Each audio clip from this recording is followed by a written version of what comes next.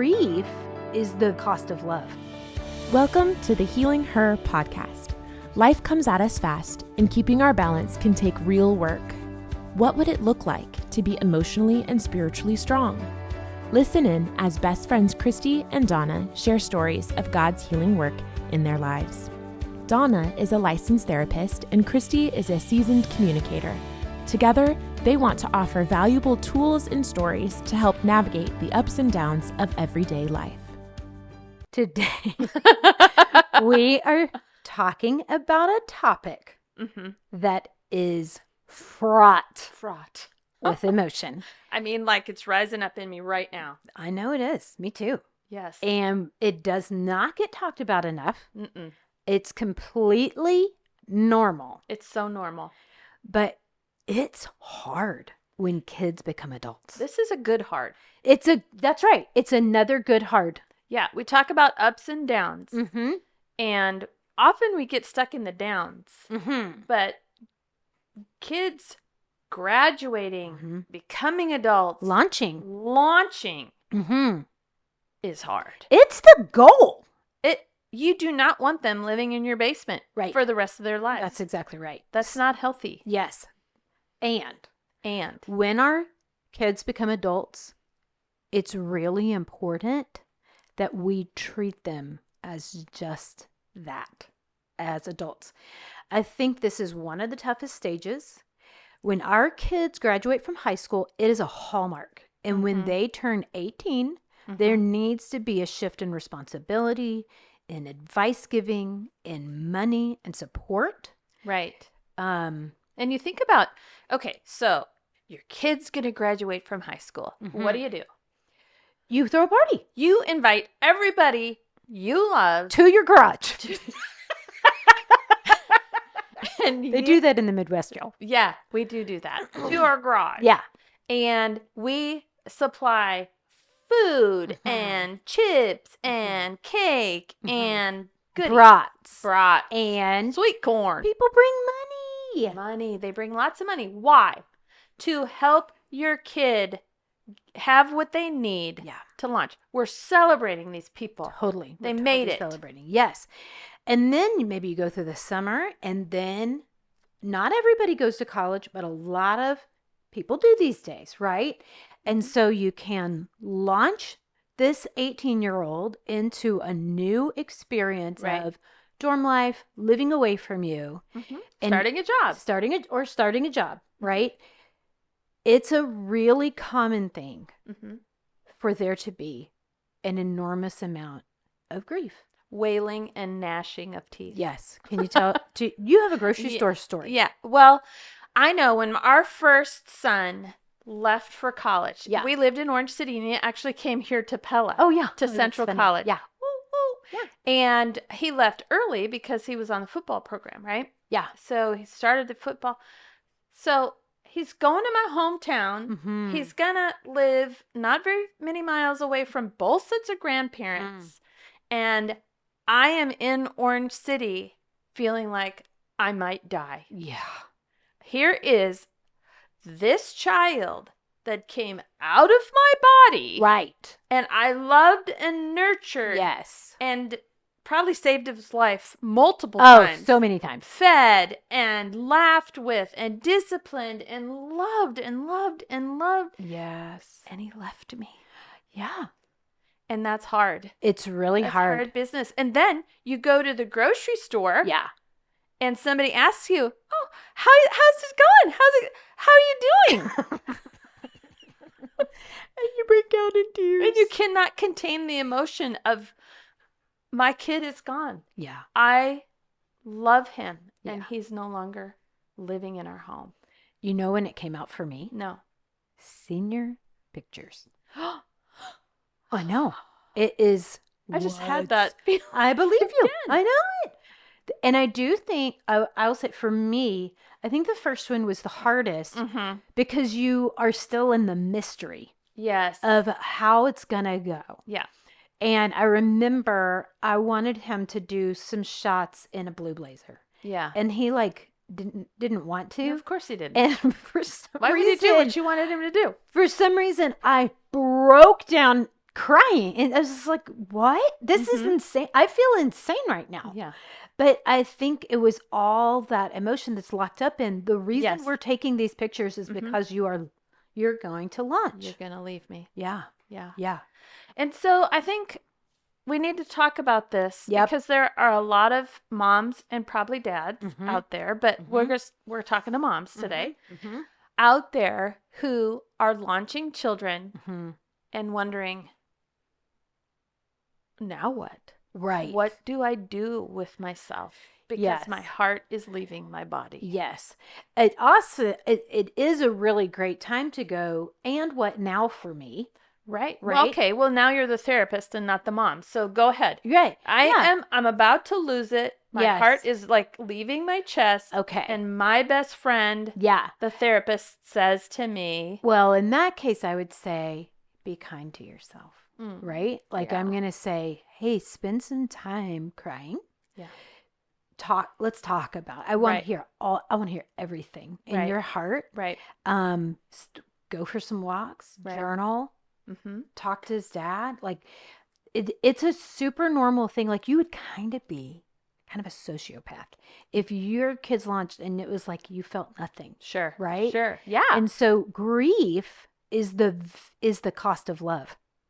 And so when we need to I mean, I don't have a tattoo, but that yet could be after we get Healing Her podcast tattoos.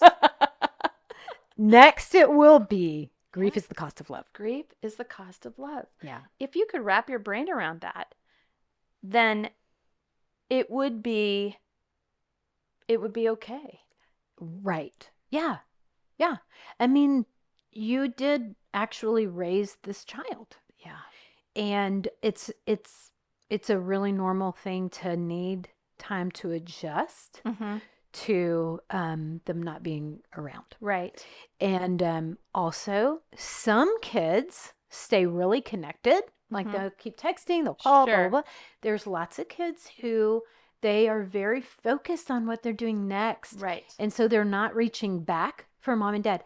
This is a good sign. This is actually, remember, part of safe attachment or healthy attachment is I know you're there even when I don't see you. Right.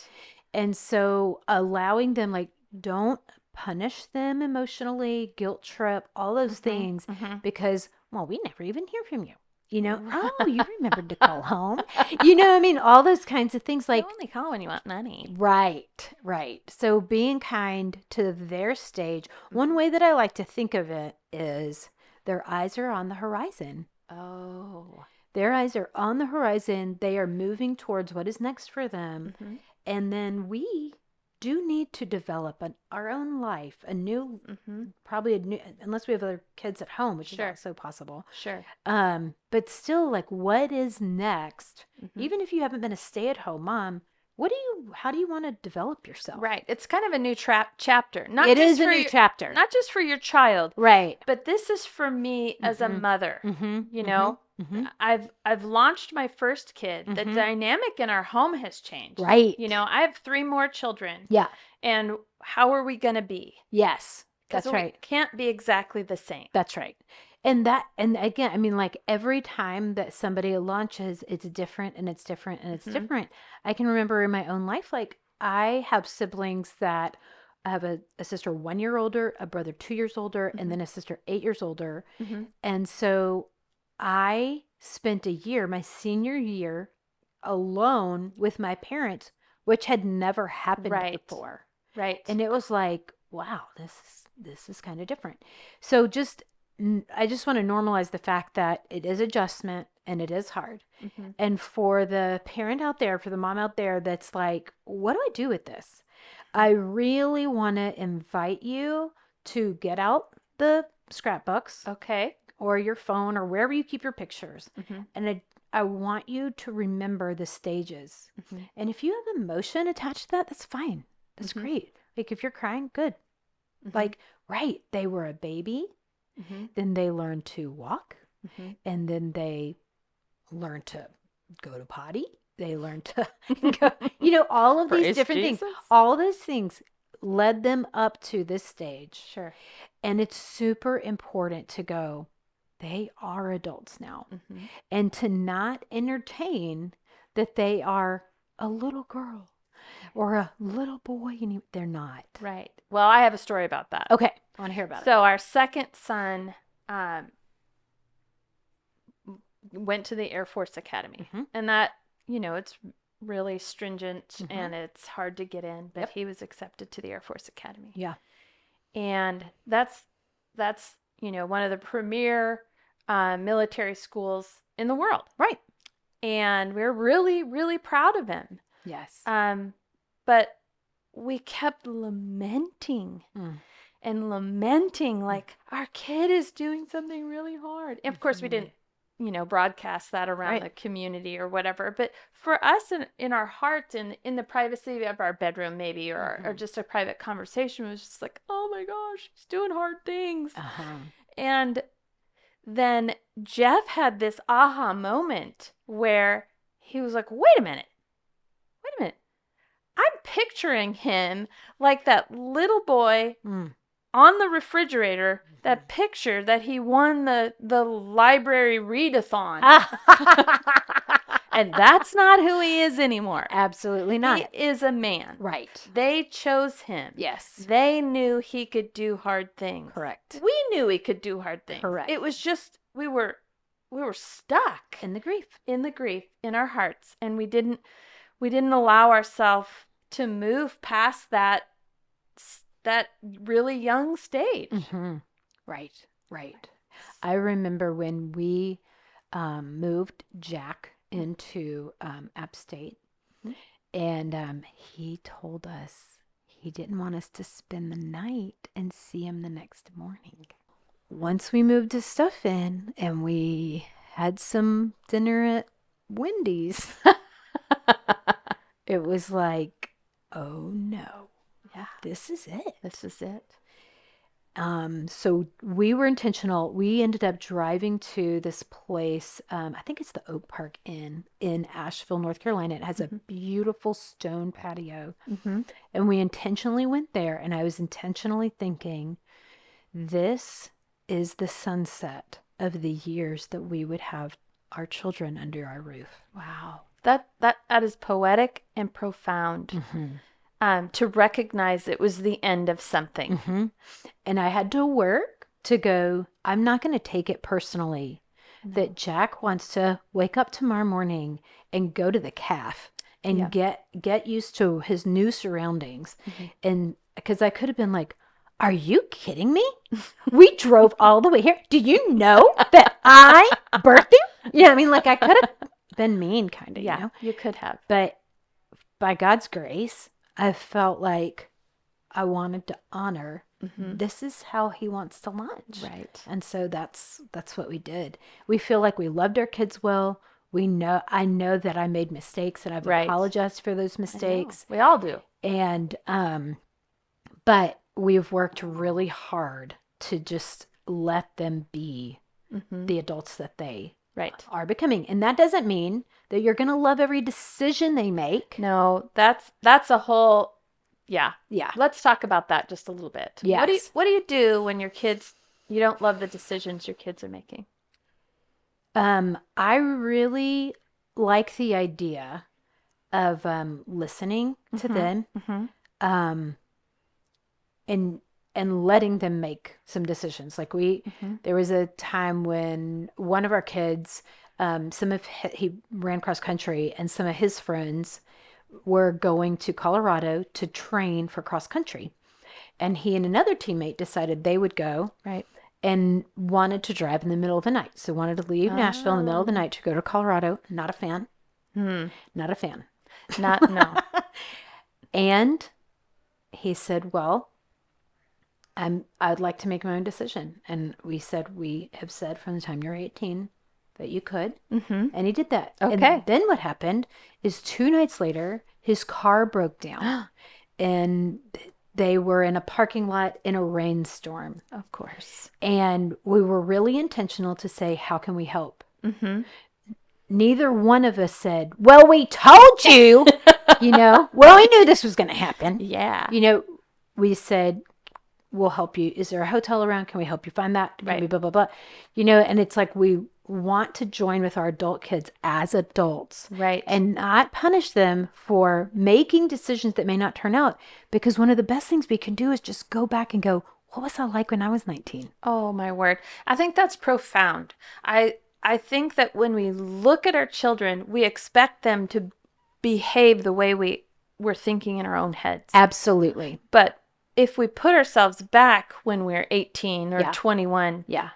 I think, wow, they're doing pretty good. Yes. And I like them. Yes. Yes. Yeah. Yes. So we have to give them some room Absolutely. to grow and walk alongside them.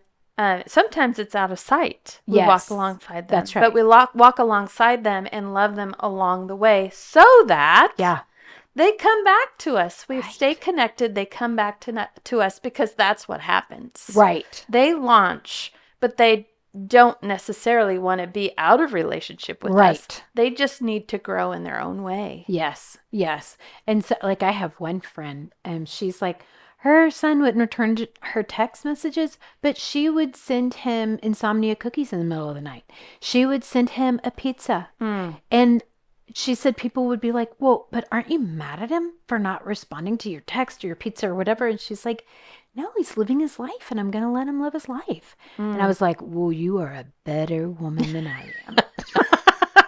You get a gold star. So I do just want to normalize it's tough to it is. adjust your own heart. You're a normal person if you're having trouble with your adjustment. Talk to your friends. Yes. Talk to your spouse. Spend some time journaling. Spend some time praying.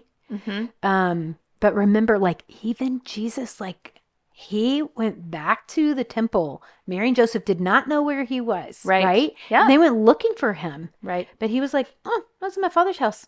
I was supposed to be doing my father's business. And it was like, oh, Right. that actually helps me to go, even Jesus didn't Mm-hmm. tell his parents he was doing something different. Yeah, exactly. And that is a good model. I mean, that's in The Chosen.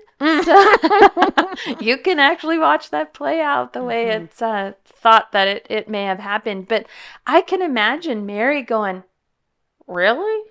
Right. I'm not sure I like how that feels. Oh, yeah, 100%. Yeah, she was normal, I like mean, us. She gave birth in a cave.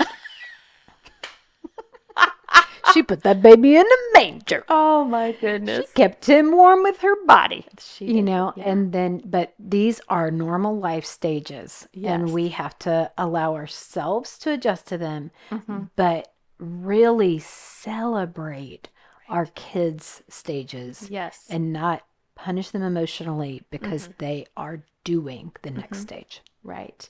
And I think one more thing that you've touched on is find peace in yourself, Yeah. with your husband, with your friends. Find some things that you enjoy doing. Yeah.